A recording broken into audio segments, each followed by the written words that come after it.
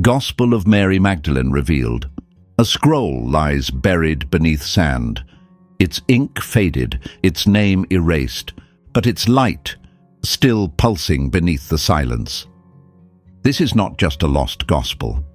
It is a coded transmission, hidden for nearly 2,000 years, not because it was false, but because it was too powerful. In it, Mary Magdalene speaks, not as a sinner, not as a passive witness, but as a mystic, a keeper of secret initiations, one whom Jesus called not only beloved, but awakened. In this gospel, there is no sin, no punishment, no hierarchy, only the journey of the soul, through fear, through illusion, into the light of direct knowing. She speaks of 7 inner powers, of silence that births revelation, of a light so pure it cannot be spoken, only remembered. So why was this gospel silenced? Why was Mary reduced to a caricature, when her teachings could have freed generations? In this episode, we resurrect what was buried, not to glorify Mary, but to become what she remembered. Because this isn't just a story about her, it's about you, and the light inside you that has always known the way back home. Part 1. The suppressed voice of the divine feminine.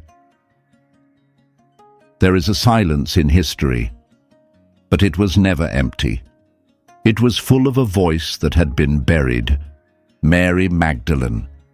To most, she is remembered as a sinner, a woman forgiven by grace, a silhouette at his feet, dimmed but not diminished. But this image was never the truth. In the suppressed Gospels, discovered not in cathedrals, but in the sands of Nag Hammadi, we meet a different Mary, not broken, not ashamed, but radiant, centered, and speaking with the clarity of someone who remembered the light. She wasn't a prostitute. She was a mystic, a transmitter of gnosis, divine knowing, beyond words, beyond rules. In the Gospel of Mary, she doesn't retell stories. She reveals dimensions of consciousness. She speaks of 7 powers the soul must transcend. She receives teachings that even the male disciples don't understand, and that's precisely why her voice was erased, because what Mary carried wasn't doctrine. It was direct experience and systems built on hierarchy. Fear, direct connection. The church of the early centuries couldn't allow a gospel. That bypassed their structure. A woman who didn't preach sin, but taught remembrance.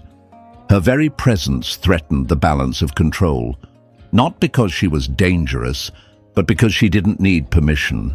She didn't ask for authority. She embodied authority, rooted in the radiant current of the feminine divine, the Christ within in its receptive form. Mary represents what was stripped from the spiritual narrative, the Sophia current, the radiant wisdom that doesn't command, but reveals, that doesn't conquer, but magnetizes. Her exile wasn't just historical, it was symbolic. It marked the beginning of the exile of the inner knowing, the silencing of dreams, of body wisdom, of feminine gnosis. But gnosis cannot be burned. It moves underground, into symbols, into visions, into the quiet corners of the heart. And now, it is re-emerging. Because to restore the sacred balance, we must first restore the voice that was cast out. Not to place Mary above anyone, but to reclaim what she represented, a path of the soul. That doesn't follow blindly, but listens deeply. In the next part, we enter the heart of that path, the 7 powers the soul must pass through, not after death, but here, now, in the fire of awakening. Because what Mary taught wasn't about salvation, it was about sovereignty. Part 2. The journey of the soul through the seven powers. In the hidden Gospel of Mary, she speaks not of sin, but of initiation. After the death of Jesus, the disciples fall into fear. But Mary stands, centered, and she tells them what the Master revealed to her in silence. She speaks of the soul's ascent, not into heaven, but back through the layers it had fallen into. 7 powers. Each one a gate, each one a veil, each one a part of the self that must be recognized and transcended. These powers are not demons, they are states of consciousness. Darkness, the absence of knowing, the first forgetting. Desire, the pull to identify with form, with craving. Ignorance, the illusion of separateness. Zeal for death, the addiction to suffering and victimhood, the realm of the flesh. Obsession with appearance, identity, ego masks. The foolish wisdom of the flesh, believing the false to be true. The wrathful wisdom. The mind's resistance to letting go of control. These 7 layers are the architecture of the false self, what mystics call the egoic shell, and the soul must pass through them, not after death, but now, in this very life. This is the same structure mirrored in the Kabbalistic Qliphoth, the shadow shells of the tree of life, the same gates guarded in Egyptian Book of the Dead, the same rings of illusion described in Hermetic alchemy. Mary does not speak of punishment, she speaks of process. The soul, having forgotten its origin, descends into experience. But in that descent, it identifies with the layers. It mistakes the mask for the face, the wound for the voice, until one day, it remembers.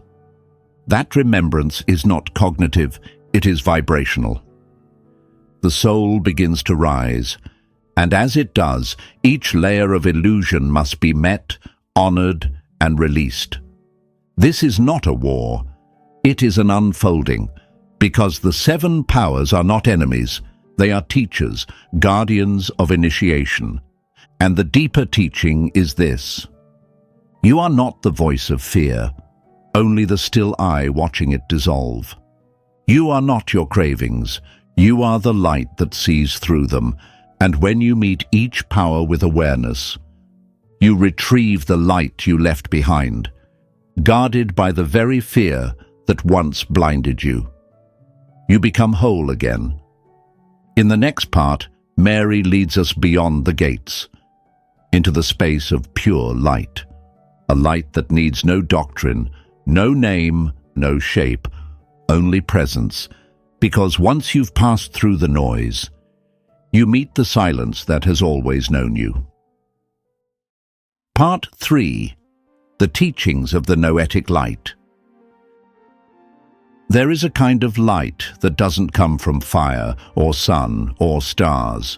It doesn't shine, it radiates, not outwardly, but inwardly.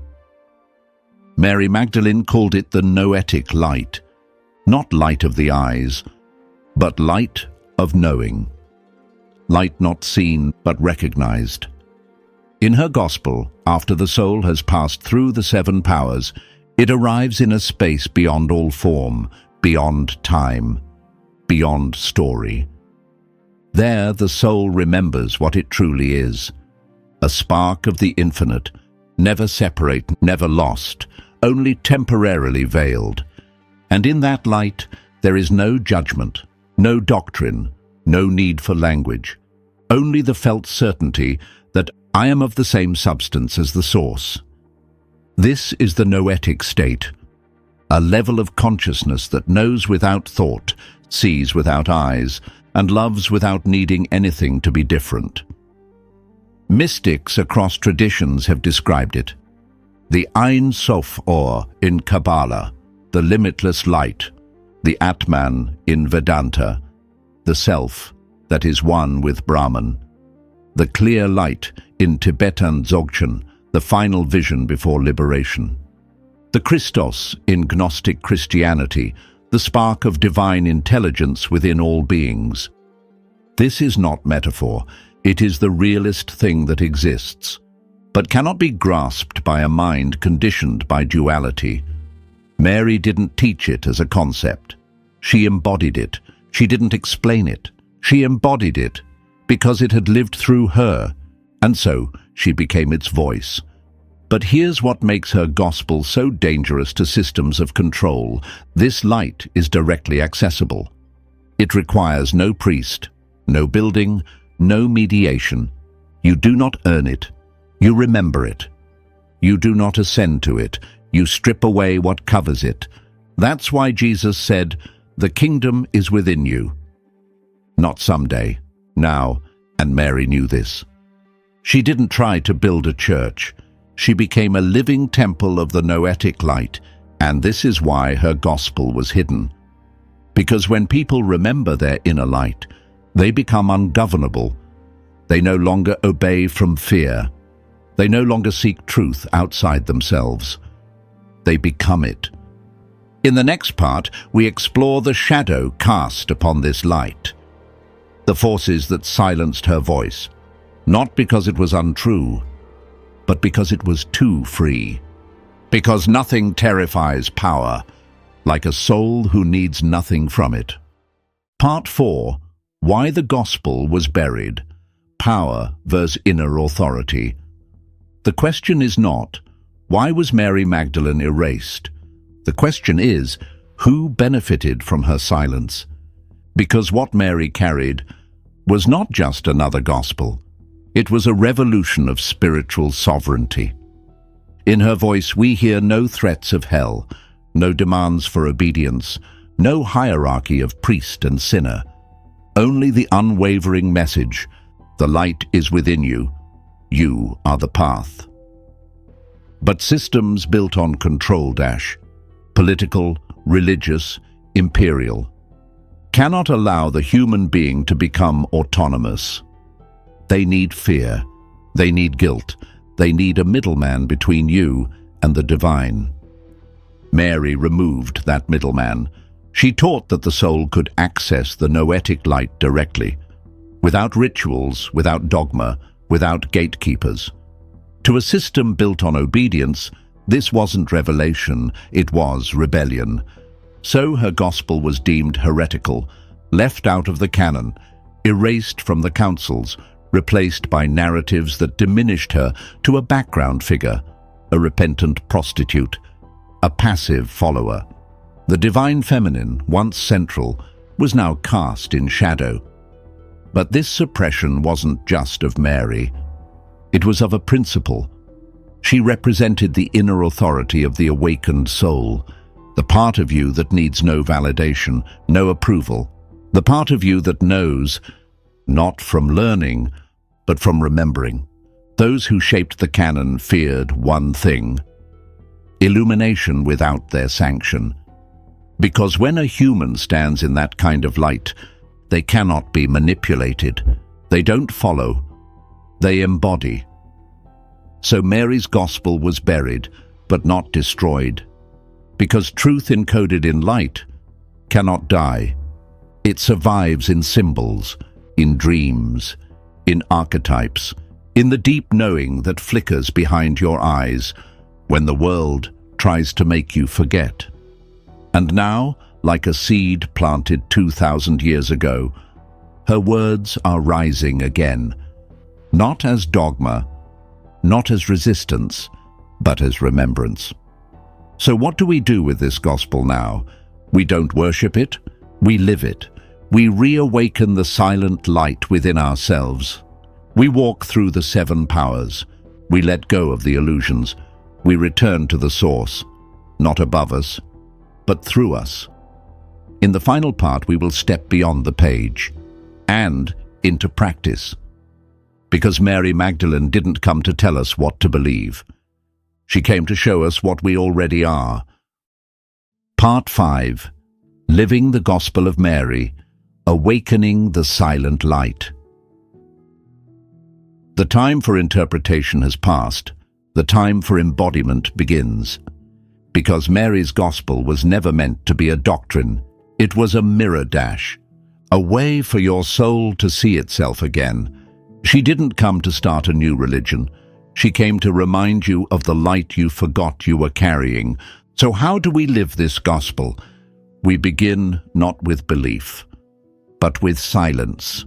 Not the silence of absence, but the silence beneath all noise. The sacred stillness where the Noetic Light shines. You live it when you pause, before reacting. When you choose awareness over fear. When you notice the illusion rising. And greet it, not with judgment, but with clarity. You live it when you stop seeking external signs and start listening to the inner signal. The practice isn't loud. It's subtle. It is breath, presence. It is choosing truth in a world addicted to performance. And it is also remembering that your journey through darkness, your descent through the 7 powers, was never a failure. It was a rite of passage. The prodigal returns, not to beg for grace, but to restore the crown she never lost, because she did not get lost. She got tempered, she got hollowed out, so she could hold more light. You do not need a temple, you are the temple. You do not need a priest, you have always been the threshold. You do not need approval, you already carry the spark. To live the Gospel of Mary is to live without apology, to walk with grace through the fire, to stand with clarity in the chaos, to speak when the world is silent, and to hold silence when the world screams. It is not about being spiritual. It is about being so rooted in inner truth that nothing outside of you can make you forget it again. This is not a path for the timid. It is a path for those ready to remember. And when you live like this, you no longer ask for the light. You become the light, not to shine above others, but to awaken it in them too.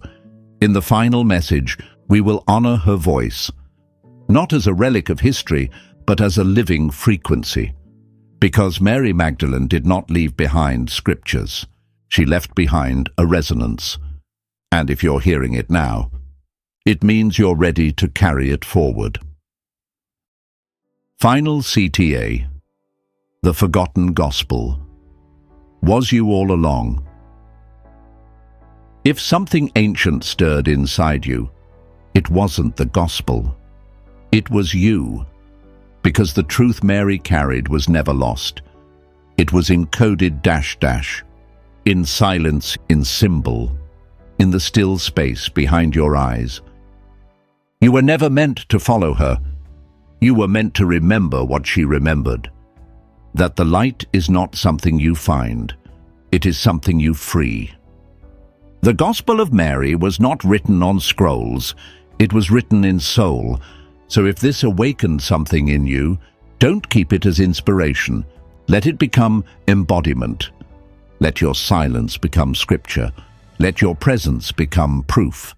Let your presence remind others that they too carry the light unspoken. Share this if you felt it echo through the parts of you that cannot be named. Because now you don't just know the story, you are the continuation of it.